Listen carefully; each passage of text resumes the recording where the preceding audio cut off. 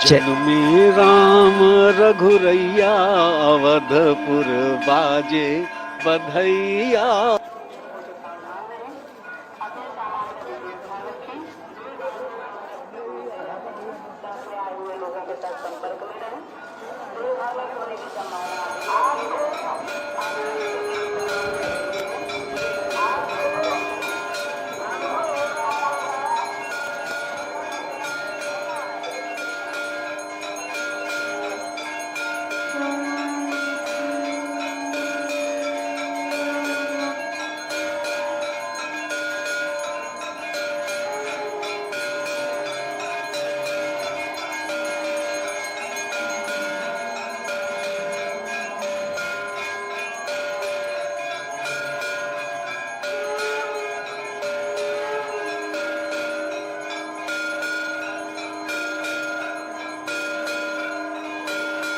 तस्वीर आपको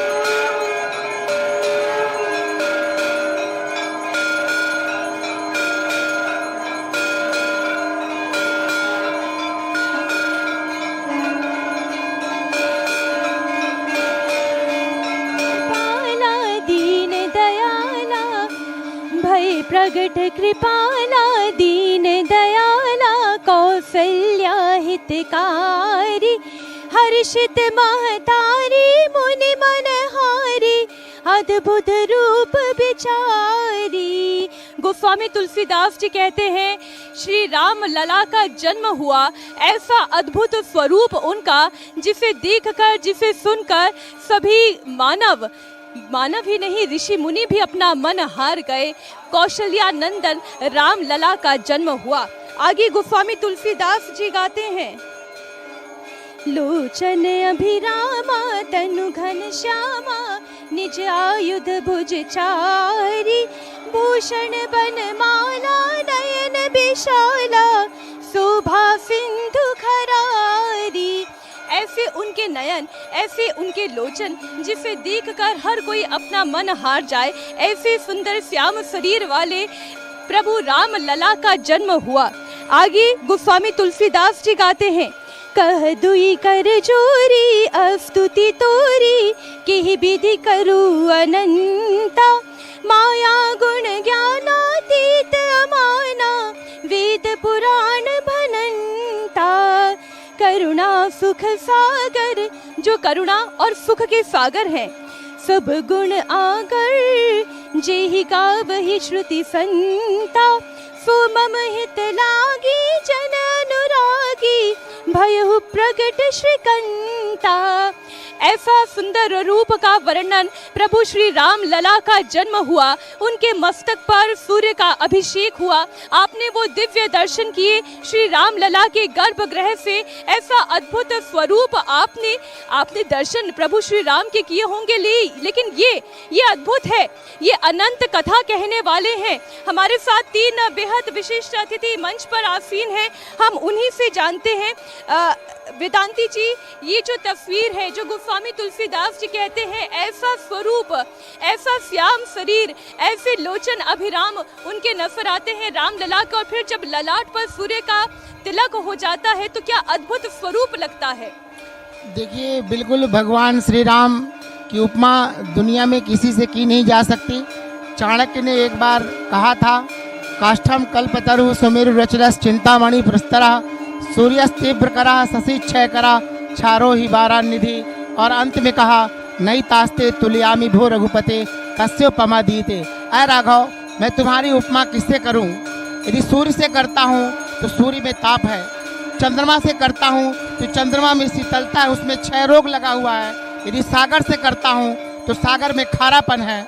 यदि सुमेरु पर्वत से करता हूं तो वो अचल है और पत्थर है। सज्जनों, हमारा भगवान पत्थर नहीं है, किसी को जलाने का काम नहीं करता, वो घटता बढ़ता नहीं है।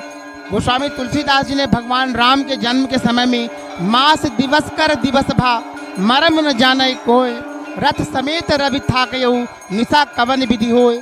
आज तो हमने 4 मिनट कुछ सेकेंड भगवान के मस्तक पर सूर्य ने अभिषेक किया, लेकिन जब त्रेता में राम का जन्म हुआ था उस समय भगवान सूर्य 1 माह तक रामलला का दर्शन करने के उत्साह में अयोध्या से हटे ही नहीं।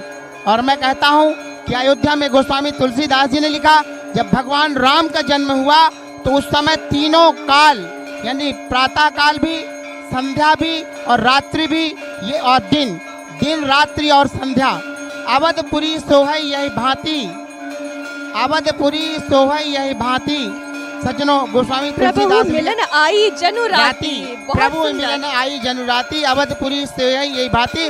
और तथापि बनी संध्या अनुमानी। अयोध्या में जो रंग, जो उत्सव, जो गुलाल उड़े, उससे अयोध्या में रात्रि आ गई, संध्या काल हो गई। और उसकी बहुत बड़ी कथा है। भुवन भास्कर सूर्य भगवान के साथ ब्रह्मा आए, शंकर आए और उनकी अनंत लीलाएं हैं। लेकिन मैं इतना ही कहूँगा, जब भगवान श्री राम का जन्म हुआ तो प्रकृति बधू ने असित वसन बदला सित पहना, तन से दिया उतार तारिका वलिका गहना, उसका नव अनुराग नील नव तल पर छाया, हुई राग में दिशा निशा ने बदन चुराया, हुई राग में दिशा निशा ने बदन चुराया। आपने भगवान शिव का कहा, और भगवान शिव जिनका रूप देखकर, जिसका दर्शन करने के लिए खुद भगवान शिव पृथ्वी पर आ जाए और गाएं, श्री राम रमा रमणम समणम भवताप भयाकुल पाहि जनम। वाकई में वो अद्भुत और दुर्लभ दर्शन इस वक्त हम कर रहे हैं आचार्य जी। ऐसे दुर्लभ दर्शन हम क्या कहें, हम त्रेता युग में तो है नहीं, हम कलयुग में हैं। घोर कलयुग आने वाला है, लेकिन इस कलयुग में भी अगर कहीं उम्मीद की रेखा, उम्मीद की किरण दिखाई देती है तो आज आसमान पर चमकता हुआ ये सूर्य है, और इसकी दिव्य दृष्टि और वो तेज जो है भगवान राम की ललाट पर चमकता हुआ नजर आता है। वाकई में ये दृश्य दुर्लभ है और हमें सुलभ है, ये भी कमाल की बात है। जी, निश्चित रूप से मीनाक्षी जी, मैं कहना चाहूँगा इस चैनल के माध्यम से सर्वप्रथम सभी सनातनी धर्मावलंबियों को श्री चैत्र रामनवमी की अनंत मंगल शुभ कामनाएं। आज दुनिया देख रही है टेलीविजन दूरदर्शन के माध्यम से, और आज हम सभी प्रत्यक्ष इसके साक्षी हैं कि पीछे हमारे भगवान राम लला हैं, यहीं से प्रवेश द्वार है, और बिड़ला धर्मशाला से हम सभी दर्शन कर रहे हैं। सांची कहूँ तो मानस की वो चौपाई मुझे याद आ रही है। नौमी तिथि मधुमास पुनीता, शुक्ल पक्ष अभिजीत हरे प्रेता। अद्भुत, अद्वितीय, अकल्पनीय यह समय है। मध्य दिवस अति शीत न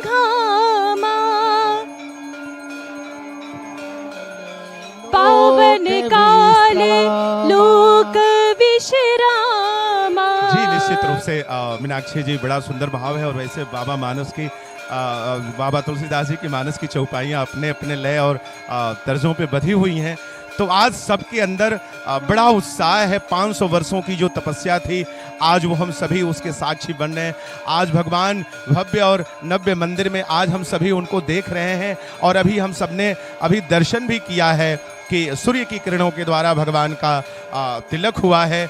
और मेडिकल ऑफ साइंस कहता है कि सूर्य ऊर्जा का स्रोत होता है। और सर्वप्रथम अगर कभी कोई भी कार्य अगर अनुसंधान होता है विज्ञान का, तो सर्वप्रथम सूर्य की ऊर्जा से ही वो आगे बढ़ते हैं। और जिस परंपरा में, जिस वंश में, जिस राजवंश में भगवान राम का आगमन हुआ, हमारे प्रभु श्री रामचंद्र जी का आगमन हुआ, वो सामान्य वंश नहीं, वो सूर्य वंश ही है। और आप अगर धर्म पथ का अन्वेषण करती हैं तो वहाँ से धर्म पथ से लेकर के लता मंगेशकर चौक तक केवल सूर्य स्तंभ ही लगे हुए हैं। और चक्रवर्ती सम्राट अवधेश जी भी जब तिलक करते थे तो वो सूर्य तिलक ही लगाते थे। तो यह स्वाभाविक है कि परंपराओं से ये चीजें पहले से जुड़ी हुई है। बात को थोड़ा सा आगे बढ़ाती हुई धर्मगुरु दिवाकराचार्य जी के पास आती हूँ। आपने शिव की बात की, आपने सूर्य की बात की, और जब शिव कहते हैं अब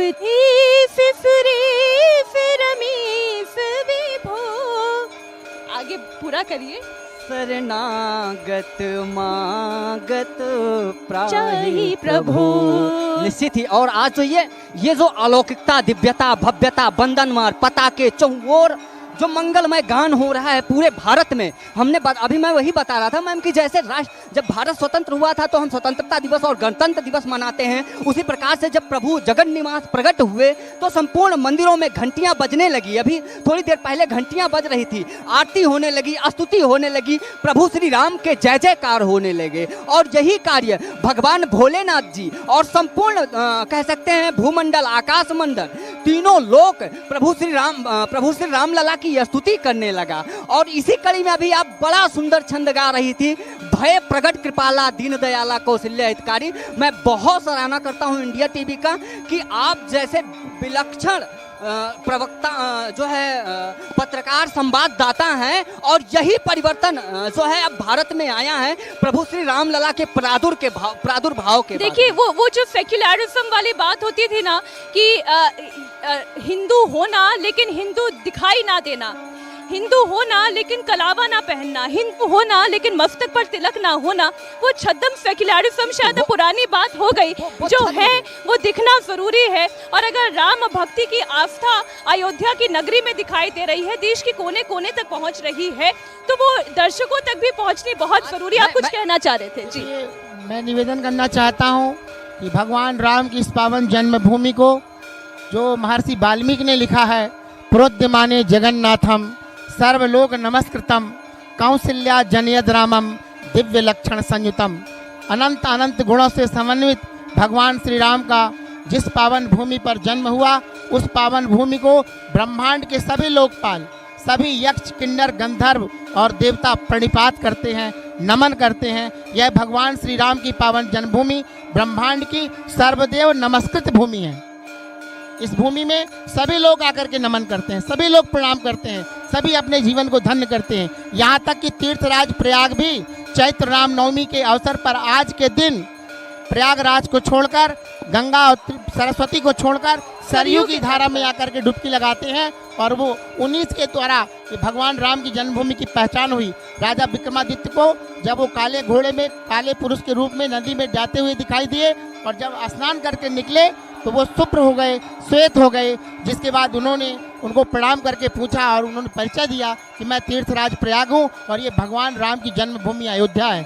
उसी समय राजा विक्रमादित्य ने भगवान श्री राम की जन्मभूमि का शोधन कर भगवान के जन्मभूमि के स्थान पर 84 कसौटी के खंभों पर भव्य मंदिर बनाया था, जिसे मुगलों ने, आक्रमणकारियों ने, विधर्मियों ने खंडित किया, जिसको 22 जनवरी 2024 को हमारे देश के यशस्वी प्रधानमंत्री नरेंद्र मोदी जी ने उसको पुनः भारतीयों के गौरव को वापस लाने का काम किया है। मैं उन्हें बहुत बहुत बधाई देता हूँ, धन्यवाद देता हूँ। कह रहे हैं ये संघर्षों का परिणाम ही तो है। अगर ये संघर्ष नहीं होता, अगर राम सेवकों ने अपने प्राणों की बलि नहीं दी होती, अगर राजनीतिक इच्छा शक्ति नहीं हुई होती, अगर उन राम सेवकों ने, ये श्रम दान है, ये राम सेवकों का श्रम दान है और ये राम सेवकों का ही धन दान है, जिसकी वजह से ये जो भव्य मंदिर आप देख रहे हैं, जिसकी में से लाखों की संख्या में श्रद्धालु आपको निकलते हुए कतारबद्ध रूप से नजर आ रहे हैं, तो ये केवल उन्हीं की आस्था, उन्हीं का विश्वास और उन्हीं की प्रेरणा है। प्रभु श्री राम जी का भव्य मंदिर हमारे सामने है और एक ऐतिहासिक दिन के हम साक्षी बने हैं जब सूर्य भगवान ने खुद रामलला के मस्तक पर तिलक किया है। हमारी सहयोगी रुचि कुमार भी जुड़ी हुई हैं जो भक्तों के बीच में ही मौजूद है। रुचि, आज भक्तों का भाव क्या है हम आपसे जानेंगे, लेकिन आचार्य जी, वाकई में ये मनमोहक दृश्य है और मनमोहक इसलिए कि अगर इतनी प्रचंड गर्मी में भी धूप का ताप महसूस ना हो तो ये मनमोहन नहीं है तो और फिर क्या है। जी बिल्कुल, अवश्य मैं 2 लाइन भजनों के माध्यम से गुनगुनाना चाहूंगा। सजा दो घर को गुलशन सा, अवध में राम आए हैं। सजा दो घर को गुलशन सा, अवध में राम विराजे हैं। जी निश्चित रूप से हम सबने वो दिन भी देखे हैं कि जब भगवान रामलला जब टेंट में विराजते थे, जब बारिश का मौसम आता था, जब टेंट फट जाता था, वह बरसात का पानी भगवान के ऊपर जब टपकता था तो उस टेंट को बदलने के लिए न्यायालय से अनुमति मांगनी पड़ती थी। सत्येंद्र दास जी पुजारी जी जो वर्तमान समय में भी वो प्रत्यक्ष प्रमाण है, जाते थे भोग लगाने तो भयभीत रहते थे कि कहीं हमारे हाथ से वस्त्र कहीं स्पर्श ना हो, क्योंकि वस्त्र सड़ जाते थे, कहीं टूट करके नीचे ना गिर जाएं, फिर हमें फिर वस्त्र पहनाने के लिए भी न्यायालय से अनुमति मांगनी पड़ेगी। हम सब ने वो दिन भी देखे हैं कि जब संत परिक्रमा जब कर रहे थे, संतों को उठा करके सुल्तानपुर जेल में डाला गया। 7 दिन तक मैं भी उस जेल में बंद रहा। हम सब ने जो देखा है उसके हम सभी प्रत्यक्ष गवाह हैं। और आज जब देखते हैं प्रभु राम को, जिसके द्वारा हम सब की रोजी रोटी चलती है साहब, तो स्वाभाविक है कि हम सब एसी में बैठते थे, भगवान टेंट में विराजते थे। 22 जनवरी 2024 के बाद वह सुख वैभव संपदा हम संतों को प्राप्त हुई, और संतों को ही नहीं समस्त इस धरा के समस्त सनातनी धर्मावलंबियों को वह सुख वैभव प्राप्त हुआ। और वो सुख वैभव देखिए, आज कहने को बहुत सारे वीआईपी और वीवीआईपी यहाँ पर आ सकते थे, लेकिन ये सख्त निर्देश दे दिया गया, निर्देश क्या कहे या फिर आप ये कहें कि एक निवेदन किया गया कि जितने वीआईपी हैं, वीवीआईपी है, वो अयोध्या नगरी ना पहुंचे, क्योंकि ये दिन भक्तों का दिन है। ये दिन जो है किसी वीआईपी के लिए नहीं है। आज के दिन आम भी वही है, खास भी वही है। आज तो राम जी के जन्म का दिन है और इसलिए उत्सव भी बड़ा भव्य है। और आज जो आम भक्त हैं वो दूर दराज के इलाकों से पैदल पैदल राम लला के दर्शन करने के लिए पधार रहे हैं, राम मंदिर में उनके दिव्य दर्शन कर रहे हैं। मैं लौटूंगी आपके पास, लेकिन वेदांती जी, बड़े रुचि कुमार के साथ बहुत सारे भक्त बड़ी आस लगाए अपने भावों को दर्शकों तक पहुंचाने के लिए टकटकी बांधे बैठे हुए। रुचि, मैं आपके पास आ रही हूँ। ये दिव्य दर्शन था, वाकई में मंदिर के अंदर मैं मौजूद नहीं थी, लेकिन यहाँ इंडिया टीवी के ही कैमरे के माध्यम से जो दिव्य दर्शन हमने किए, ये तो अलौकिक है, ये अद्भुत है। जो अभी अभी दर्शन करके अंदर से बाहर आ रहे हैं, उन लोगों का क्या कहना है, फिर उनके भाव पहुंचाइए दर्शकों तक। जी बिल्कुल, और यहाँ जो अयोध्या की सड़कें हैं फूलों से पट गई हैं। रोज जो यहाँ श्रद्धालुओं में और छतों से फूलों की बारिश कर रहे थे। बहुत सारे श्रद्धालु भी हमारे साथ हैं। आज आप गवाह बने, ये जो मंदिर है वहाँ भगवान राम का सूर्याभिषेक हुआ, किस तरह के भाव हैं? बहुत उत्साह है, बहुत अच्छा लगा देख के। मैं तो पटना से आया हूँ, स्पेशली आज रामनवमी के दिन। आज पहला पूजा था, मतलब समझिए मंदिर बनने के बाद काफ़ी दिनों तक हम लोगों ने वेट किया इस दिन का। आज बहुत अच्छा लगा यहाँ पर आके रामनवमी के दिन। आप कहाँ से आई और आज का दिन आपकी जिंदगी में क्या मायने रखता है? एक तो अयोध्या, उस पर रामनवमी, भगवान राम का जन्म, भगवान का सूर्याभिषेक, सब देखने का मौका आपको मिला। जी, बहुत अद्भुत दर्शन हुआ है भगवान श्री राम का, और इस दिन का हम लोग बहुत बेसब्री से इंतजार कर रहे थे, और आज सच में वो इच्छा पूर्ण हुई है कि बहुत अच्छे दर्शन हुए भगवान राम के। उनको भगवान राम के दर्शन किए, क्या भाव मन में आया कि रामनवमी के दिन आप अयोध्या में? मतलब इतना अच्छा लगा, इतना अच्छा मन में ख्याल था, इतना संतुष्टि मिला राम जी को देखकर। मतलब टीवी में देखना और सामने से देखने में जो अंतर था वो आज समझ में आया, क्योंकि एक मतलब बहुत अच्छा टाइप का लगा, और जब उनको सामने से देखे तो मन इतना खुश हो गया, इतना अच्छा लगा कि मतलब कुछ नहीं बोला जा सकता। आप कहाँ से आए, क्या नाम आप? पटना से आए हैं, मेरा नाम नागेंद्र कुमार चौधरी। आज का दिन आप यहाँ अयोध्या में किस तरह के भाव, भगवान राम की भक्ति तो बहुत साल से आप कर रहे थे, लेकिन आज का दिन यहाँ पर आपका बीता और मंदिर में दर्शन हुए, किस तरह के भाव? बहुत सुखद, बहुत ही सुखद अनुभूति हुई, बहुत ही अच्छा लगा, आनंदमय हो गया। जी, आप? मैं डॉक्टर वीरेंद्र पांडे। आज मध्य रात्रि का भी मंदिर खुला हुआ था, उस समय आरती में गए, अलौकिक दरस परस हुआ।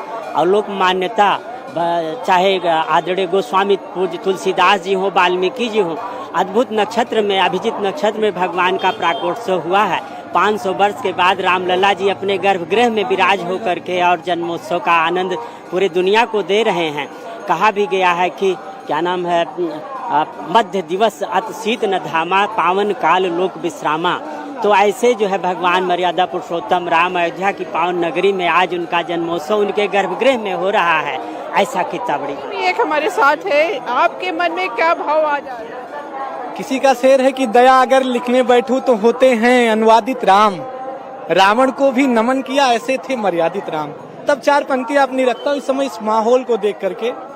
शोभा भी राम है अयोध्या में, जन्म श्री राम है अयोध्या में, आज खुशियों का पल मुबारक हो, बन गया धाम है अयोध्या में, बन गया धाम है अयोध्या में।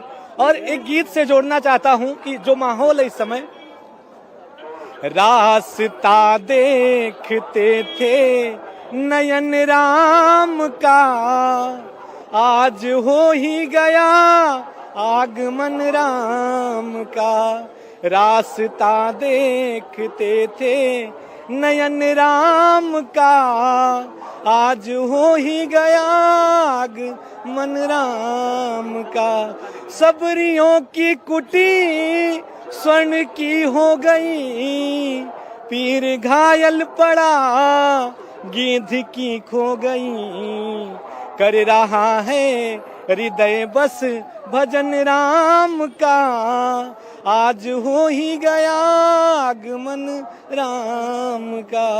रास्ता देखते थे नयन राम का, रुचि, वाकई में ये भक्तों के अपने अपने भाव हैं। अयोध्या में आगमन हो गया राम का। वेदांती जी, ये भक्तों के भाव हैं जो गाकर, कोई लिखकर, कोई कहकर अपने मन के भाव बता रहा है। वेदांती जी, देखिए, जब भगवान श्री राम ने विश्व के सबसे बड़े आतताई रावण का वध किया था और भगवती सीता को जब भगवान राम वापस लेकर के आए थे, तब उनके पिता महाराज दशरथ भगवान राम और सीता को आशीर्वाद देने के लिए स्वर्ग से आए थे।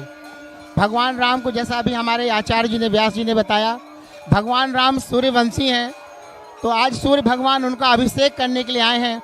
मानो राम राज्य की दिशा की ओर इशारा कर रहे हैं भगवान सूर्य राम कि अब इस धरती पर राम राज्य आने वाला है। और इस रामनवमी के पावन अवसर पर मैं देश की जनता को, राम भक्तों को भगवान की ओर से, अपनी ओर से, संत महात्माओं की ओर से ये प्रार्थना करता हूँ कि जो भी राम भक्तों के धार्मिक, सामाजिक, आध्यात्मिक प्रयास हैं वो अधिक सर्वित और विकसित सुमन बनकर वागीश्वरों का श्रृंगार बने।